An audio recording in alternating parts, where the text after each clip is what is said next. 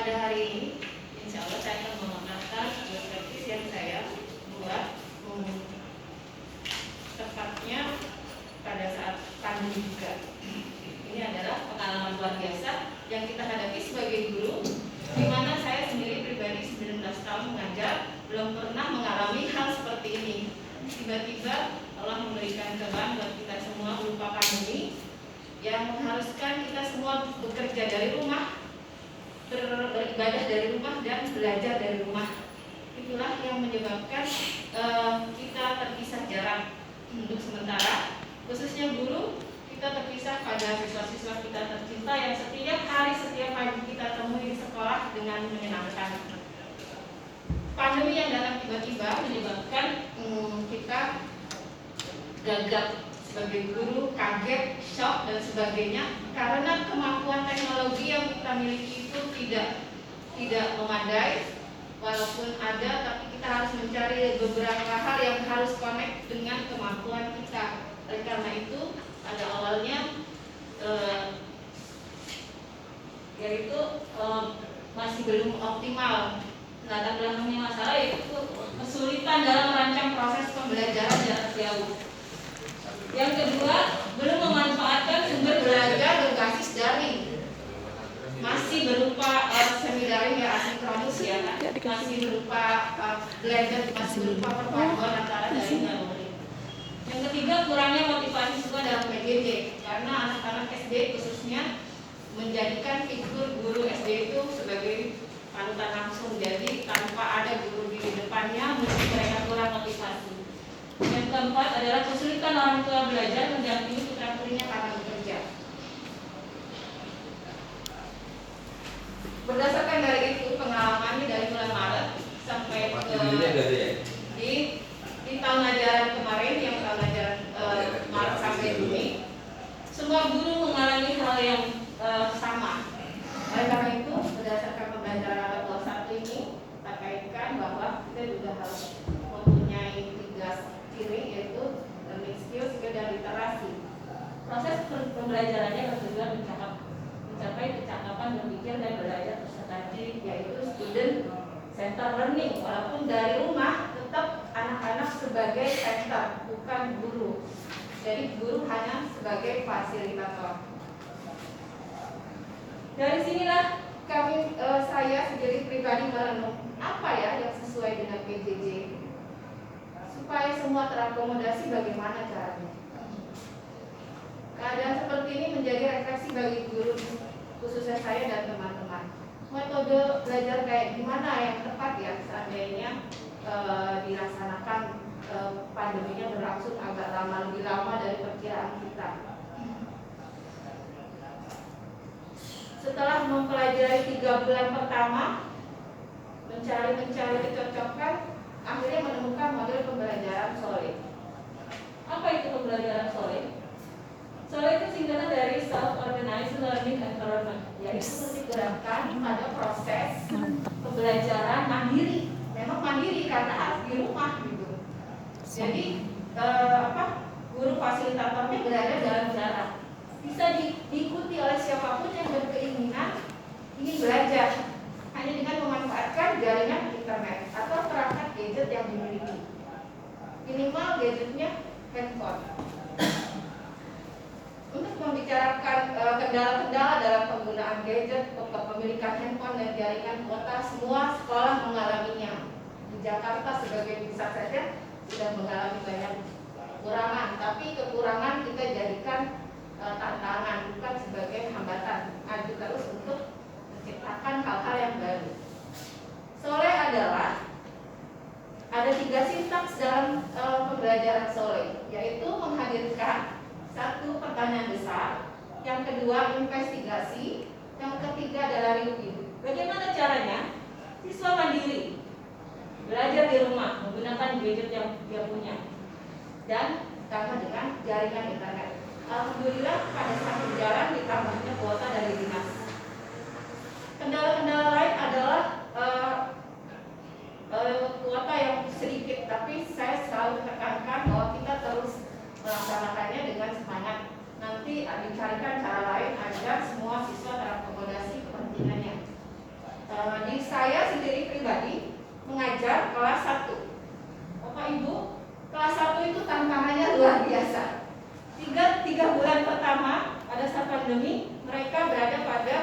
hasil pelajaran. Dan selanjutnya saya melanjutkan lagi kelas 1 lagi tetap dengan menerima murid-murid baru yang saya belum pahami latar belakang orang tua dan anak-anaknya, tidak pernah bertemu, tapi beberapa waktu kemarin sudah bertemu. Dan saya juga melakukan kunjungan ke rumah. Ada beberapa yang sudah melakukan pendataan dan sudah melakukan kunjungan. Kelas 1 itu bukan kita bilang tidak bisa gadget ya, tapi ternyata mereka juga cakap dalam menggunakan gadget handphone ya. Itulah tantangan yang sangat berat buat saya. Hasil dari pembelajaran setiap kita tuangkan kepada anak-anak yaitu 3 ya, pembelajaran anak 21 itu yaitu bisa berpikir kritis, kemampuan memecahkan masalah, dan kemampuan berkomunikasi atau literasinya. Bagaimana menerapkan literasi pada saat pandemi? Saya memakai ini pada saat pembelajaran yang saya lakukan. Ini sudah dilakukan di akhir-akhir semester kedua kemarin, jadi anaknya sekarang sudah kelas 2. Lalu dicobakan untuk kelas 1 yang sekarang, alhamdulillah sudah berjalan. Seperti biasa, seperti pada umumnya, WhatsApp adalah sangat familiar bagi kita semua. Saya jadikan sebagai media komunikasi guru, siswa, dan orang tua. Lalu Zoom meeting sebagai media tatap muka. Kenapa? Karena saat kami di kelas 1 belum mempunyai akun GSE. Saya pernah mencoba memakai GCR, Google Classroom, cuma untuk menginput siswanya menggunakannya kesulitan. Jadi saya membuat kelas di platform media yang lain. Selanjutnya, sebagai presensi online, saya tanya jawab, pengumpulan data memakai Google Form seperti biasa. Sebagai sarana literasi digital, teman-teman juga boleh memakai Let's itu merupakan keluaran dari Asia Foundation. Itu sangat baik karena fiturnya sederhana, pilihan bahasanya banyak, pengarangnya juga dari berbagai Asia. Lalu untuk kelas 1 cocok. Memang pada saat ini saya mengajar, kelas 1 itu tantangannya luar biasa ya. Untuk kelas 6 mungkin kelas 6 kelas tinggi itu bisa.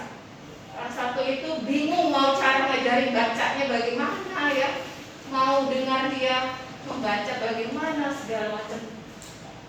Sebagai sarana YouTube, saya menggunakannya bukan sebagai mencari memberi link, tapi membuat materi. Saya membuat materi dan menguploadnya sebagai tutorial di dalam channel YouTube saya sendiri. Lalu saya berikan link kepada orang tua. Untuk mengatasi kuota yang terbatas, saya download secara offline bisa. Dan sebagai sarana dokumentasi, ya Pak, sebagai dokumentasi menggunakan Instagram, dan sebagai sarana penilaian berbasis online adalah Quizzes. Quizzes ini menjawab tantangan kejujuran karena di sini bisa disetting waktu dan ketepatan serta fiturnya sangat buat anak kelas 1 cocok. Ini adalah tampilan Google Form quiz kelas question tadi. Kita dalam pembelajaran sore ini ada 6 langkah, yaitu pertanyaan mendasar, memberikan, lalu alurnya seperti ini, menginformasikannya kepada guru, kepada siswa, lalu membuka literasi berupa let's read, baca bareng-bareng atau milih sendiri bacaannya boleh, tidak usah diunduh aplikasinya mudah, lalu diberikan materi-materi juga melalui Zoom meeting. Melalui Zoom itu hari Senin. Setiap hari Senin kami melakukan Zoom meeting. Di bawahnya adalah kadang-kadang saya membuat materi karena untuk menjelaskan juga perlu dan menyimpannya dalam YouTube. Ini adalah hasil eksplorasi dan investigasi anak-anak sendiri saat melakukan kegiatan belajar mandiri di rumah. Lalu di mana peran orang tua? Peran orang tua adalah sebagai monitoring. Guru dan orang tua sebagai pemonitor. Anak-anak yang mengeksplorasi dalam kegiatan investigasi belajarnya. Melalui apa monitornya? Melalui WhatsApp. Bu, maaf Bu, saya belum ini. Dan waktunya juga tidak terbatas. Kami memahami banyak kendala bagi orang tua yang bekerja dan menguploadnya juga kita bisa cek melalui hashtag di Instagram. Untuk melihat hasil siswa, semua temannya pun bisa dengan mengetik tagar seperti itu. Semua hasil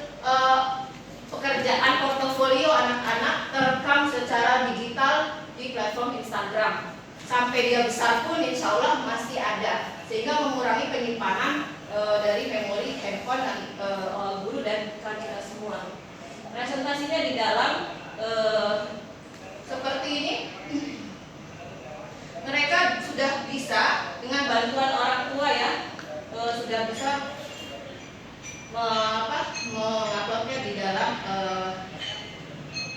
karena video membutuhkan. Nah, pada saat penilaian pengetahuan, saya menggunakannya pada penilaian harian. Penilaian pengetahuan itu dilakukan pada harian penilaian per tema, dan part itu digunakan menggunakan quizzes. Quizzes bisa dibuat kelas. Saya punya akunnya dan membuat kelas, menginvite tanpa menggunakan akun Google GSE. Jadi orang tua bisa menggunakan akun orang tua dulu. Di sini adalah gambarnya yang menarik, berbasis game, karena kecepatan anak-anak juga kalau bisa menjawab bukannya 100, nilainya 100, tapi ketepatan dan kecepatannya juga dinilai. Jadi anak-anak tetap gembira saat melakukannya. Tatap maya via Zoom dilakukan oleh kami semua pada Senin bergantian karena mengingat kuota yang terbatas.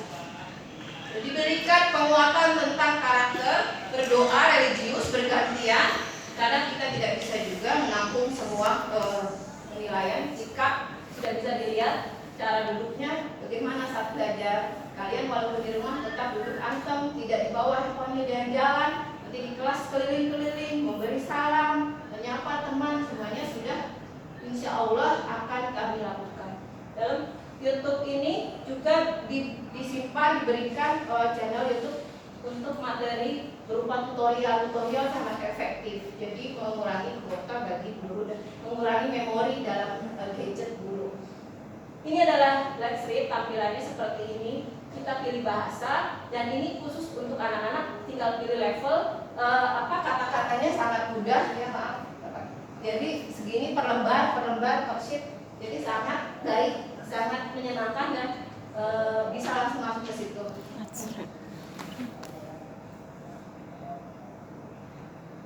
Ini quizzes, ini adalah kelas saya, kelas 1B SDN Jaya, 28 siswa yang ikut, selebihnya dengan kendala orang tua bekerja, ada juga yang tidak sama sekali punya handphone. Saya luring, waktu itu saya beberapa kali melakukannya, ada dokumentasinya juga, memberikan beberapa folder, beberapa lembar kerja yang bisa dikerjakan seminggu sekali, baru bisa bertemu lagi saat saya piket di sekolah.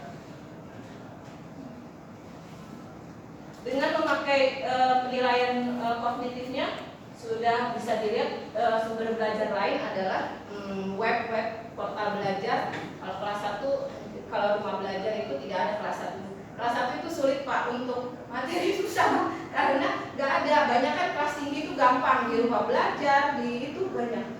Tapi kalau di Zenius ada cuma sedikit matematikanya. Untuk tematik itu sangat susah. Jadi masih mengandalkan juga buku paket dari pemerintah, juga tambahan-tambahan lain, dan membuat mereka menyenangkan juga dengan pembiasaan seperti merapikan membantu orang tua, memelihara binatang peliharaan dan sebagainya.